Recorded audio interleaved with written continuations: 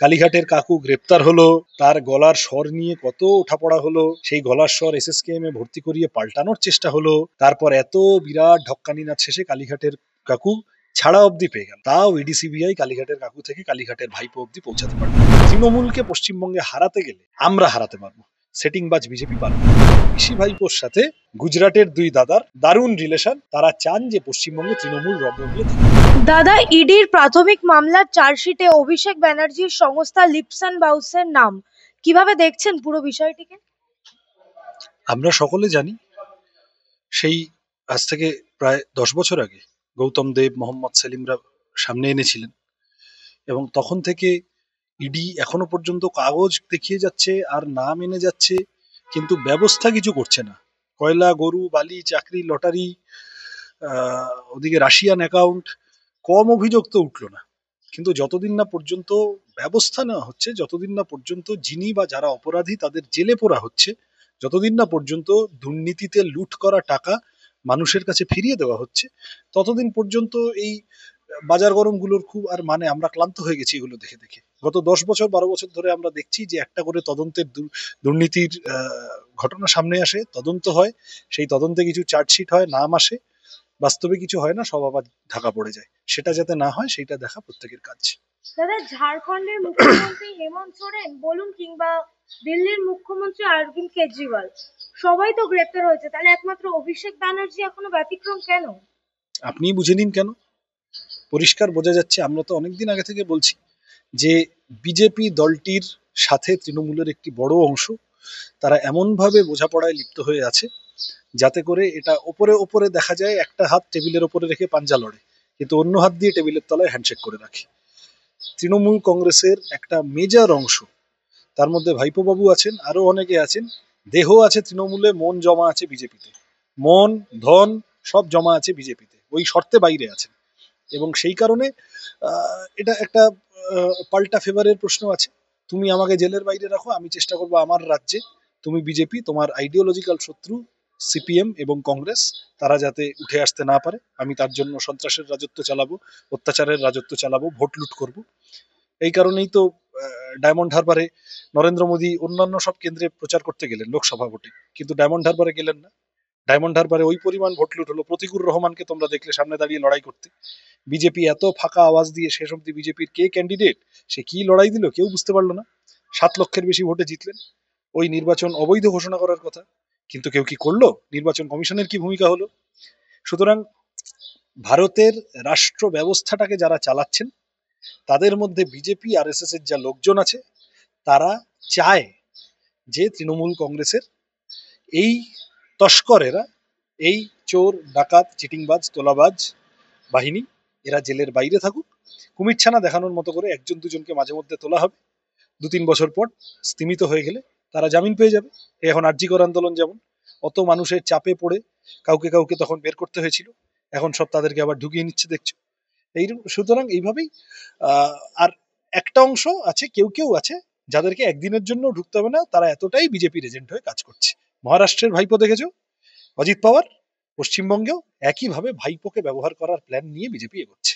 তাহলে আপনি বলতে চাইছেন তৃণমূল আর বিজেপির পুরোটাই সেটিং?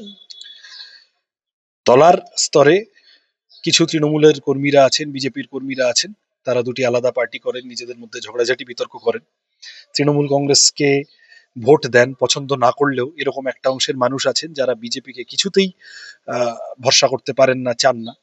তারা ওই 4 সদাগর যেমন বাহাতে মনসা পুজো করেছিলেন, সেইভাবে তৃণমূলকে ভোট দেন লেসা রিভিল ইত্যাদি বলে। আবার কিছু লোক আছে মনে করে যে বিজেপি হয়তো, ওরা সেন্ট্রাল গভর্নমেন্টে আছে, ওরাই হয়তো পারবে তৃণমূলকে হারাতে, সেই জন্য বিজেপিকে ভোট দেয়।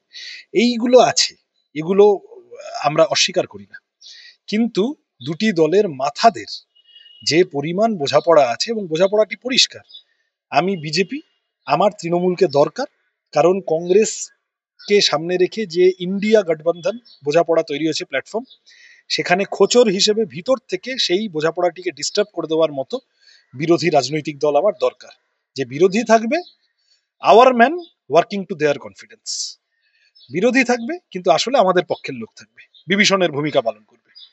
আর উল্টো দিক থেকে তৃণমূলের বক্তব্য হচ্ছে যে আমি এই ভূমিকা পালন করব, কিন্তু তুমি বাবা আমার চুরি ডাকাতিটা আমাকে অ্যালাউ করে দাও, আমি পশ্চিমবঙ্গের সরকারকে ব্যবহার করে হাজার হাজার লক্ষ লক্ষ কোটি টাকা লুট করব, সেটা তুমি অ্যালাউ করে দাও, তুমি ওখানে ইডি সিবিআই ধরিও না। এই বোঝাপড়ার উপরে দাঁড়িয়ে চলছে। দাদা, অন্যদিকে আমরা দেখছি নিয়োগ দুর্নীতি মামলায় জামিন পেলেন কালীঘাটের কাকু। তাহলে তুমি বুঝে নাও এতক্ষণ আমি কি বললাম। কালীঘাটের কাকু গ্রেপ্তার হলো, তার গলার স্বর নিয়ে কত ওঠাপড়া হলো, সেই গলার স্বর এসএসকেএম এ ভর্তি করিয়ে পাল্টানোর চেষ্টা হলো, তারপর এত বিরাট ঢক্কানি নাচ শেষে কালীঘাটের কাকু ছাড়া অবধি পেয়ে গেল। তাও ইডি সিবিআই কালীঘাটের কাকু থেকে কালীঘাটের ভাইপো অবধি পৌঁছাতে পারলো না। তাহলে কি আমার প্রশ্ন, শুভেন্দু অধিকারীকে গিয়ে তোমরা প্রশ্ন করো, দিলীপ ঘোষকে গিয়ে তোমরা প্রশ্ন করো, সুকান্ত মজুমদারকে গিয়ে প্রশ্ন করো, যে প্রত্যেকবার ভোট এলে এই ইডি সিবিআই লেলিয়ে দেবো, এই তৃণমূলের চুরি ধরবো, এই যে বড় বড় ভাষণ দেন ভোট পাওয়ার জন্য, তাহলে আপনার ইডি সিবিআই কে আপনার দল বিজেপি দিল্লির ক্ষমতায় থেকে যেভাবে অপব্যবহার করছে গোটা দেশের অন্যান্য রাজ্যে বিরোধীদের কণ্ঠরোধ করার জন্য, আর যেখানে আসলে চুরি করছে বিরোধীরা, তৃণমূল, বিরোধী তো না তৃণমূল, তাহলে সেইখানে আপনার ইডি সিবিআই সাইলেন্ট কেন? কোন বোঝা পড়ায়? কালীঘাটের কাকুর ছাড়া পাওয়ায় আমি অবাক নই, এটা তৃণমূলকে নয় বিজেপির নেতাদের গিয়ে প্রশ্ন করো কালীঘাটের কাকু ছাড়া পেল কি করে। তাহলে কি কালীঘাটের কাকু ছাড়া পেলে এবার ভাইপো কি আরো নিশ্চিন্ত? আরে এটা তো বোঝাপড়া, ভাইপো নিশ্চিন্ত, ভাইপোর পিসি নিশ্চিন্ত, তৃণমূলের বড় অংশ নিশ্চিন্ত যে আচ্ছা ঠিক আছে তাহলে চুরি করা যাবে, এখন বিজেপি হালকা দেবে। দিল্লির বিজেপি নেতারা নিশ্চিন্ত যে আচ্ছা ঠিক আছে তৃণমূলের সাথে বোঝাপড়া হয়ে গেছে, মাঝখান থেকে ছাগলের 3 নম্বর বাচ্চা হয়। এখানে কয়েকজন বিজেপি নেতা আছেন, তারা লাফান, তারা তোমাদের মিডিয়া টিডিয়া ডেকে হই হই বড় বড় গরম গরম ডায়লগ দেন, তাতে তাদেরকে টিভিতে কিছু দেখা যায় বেশি। সাধারণ বিজেপি কর্মীরা তারা দিনের পর দিন বোকা হয়ে চলেছেন এই নেতাদের দ্বারা। তৃণমূলকে পশ্চিমবঙ্গে হারাতে গেলে আমরা হারাতে পারবো, সেটিংবাজ বিজেপি পারবে না। দাদা, তাহলে কোথাও না কোথাও করে কি সিবিআই তদন্তের উপর প্রশ্ন চিহ্ন উঠছে? কোথাও না কোথাও মানে আমরা তো এই কারণে প্রথম দিন থেকে বলছি, যখন এই আরজি করের ঘটনাও সিবিআই এর কথা হলো, আমরা বললাম তো এই কারণেই যে আমাদের ইডি সিবিআই এর সারদা নারদা থেকে শুরু করে আমরা সিঁদুরে মেঘ দেখলে দেখলে ডরাই, ঘরপোড়া গরু, আমাদের অভিজ্ঞতা সবটা ভালো না। সুতরাং সিবিআই ইডি মানেই যে একদম তৎক্ষণাৎ দারুণ তদন্ত হয়ে যাবে তা হবে না। আমাদের আশঙ্কা প্রমাণ করে এখন তুমি দেখো আরজিকর আন্দোলনও আস্তে আস্তে আস্তে আস্তে কেমন ঢিমে তালে চলে গেছে। আর এই সারদা নারদা প্রথম যখন পার্থবাবু গ্রেপ্তার হলো, অনুব্রত বাবু গ্রেপ্তার হলো, তারও আগে আহ তৃণমূলের আরো অন্যান্য নেতা মন্ত্রীরা গ্রেপ্তার হয়েছিল। প্রতিবারই এরকম হয়, আর একটা কুমির ছানা দেখানোর মতো বিজেপি লাফাতে শুরু করে, এই তো এই খেয়ে নেবো, এই তৃণমূলকে হারিয়ে দেবো, এই সব জেলে পুরে দেবো, এই সব করে দেবো। কিন্তু তারপরে আবার সব হালকা হয়ে যায়, ঢাকা পড়ে যায়। তার কারণ বেসিক কথাটা বুঝতে হবে, পিসি ভাইপোর সাথে গুজরাটের 2 দাদার দারুণ রিলেশন, তারা চান যে পশ্চিমবঙ্গে তৃণমূল রগরগিয়ে থেকে যাক। দাদা, একের পর এক তো ইডি বা সিবিআই মামলায় জামিন পেয়ে যাচ্ছেন, তাহলে এর পরবর্তীতে কি হতে পারে বলে মনে হচ্ছে? সিবিআই ইডি আমাদের দেশের তদন্ত ব্যবস্থার অত্যন্ত গুরুত্বপূর্ণ অংশ। সুতরাং আমি এই দেশের নাগরিক হয়ে সিবিআই ইডির উপর কোনো ভরসা নেই এই ধরনের কথা কি করে বলি, বলতে ইচ্ছে করলেও বলতে পারবো না। কিন্তু সমাজদার কে লিয়ে ইশারা কাফি হ্যায়। সিবিআই ইডি কে এই ঋত সম্মান পুনরুদ্ধার করতে হবে। সিবিআই ইডিতে নিশ্চয় এমন অনেক অফিসার আছেন যারা ভালো করে কাজ করেন, তাদেরকে পলিটিক্যাল কন্ট্রোলের বাইরে বেরিয়ে বিজেপির নেতারা বা তাদের হায়ার অফিসাররা বিজেপির নেতাদের নির্দেশ পেয়ে যখন হোয়াটসঅ্যাপ কল করে বলবে তৃণমূলকে ছেড়ে দাও, তখন বলতে হবে যে না স্যার, আমার কাছে প্রমাণ আছে, তৃণমূলের যে চুরি করেছে আমি তাকে ধরবই। এইটা করতে পারলে মানুষের বিশ্বাস ফিরে আসবে, আর না হলে সিবিআই ইডি তৃণমূল বিজেপি খেলায় বোড়ে হিসেবে ব্যবহৃত হবে, মানুষের আস্থা ভরসা নষ্ট হবে। কিন্তু এরকম হতে থাকলে তো সাধারণ জনগণের বিশ্বাস উঠেই যাবে। সেই কারণেই বললাম, নাও ইট ইজ আপন দেম। এই তদন্তকারী কেন্দ্রীয় তদন্তকারী সংস্থার অফিসাররা, তারা কেন্দ্রীয় রাজনৈতিক দলের বোড়ে হিসেবে ব্যবহৃত হবেন, ক্রীড়নক হিসেবে ব্যবহৃত হবেন, নাকি তারা কেন্দ্রীয় তদন্তকারী সংস্থার অটোনমি বজায় রেখে যে যেখানে অন্যায় করছে তাকে সেইভাবে ধরবেন, এটা তাদের ব্যাপার। তবে আমি একটা কথা বলি তোমায়, জনতার আদালতে কিছু গোপন থাকে না। মানুষ আজ নয় কাল, কাল নয় পরশু বুঝেই যায় যে কারা বোঝাপড়া করছে, কারা সেটিং করছে, কারা কাকে কোথায় ফিট করেছে।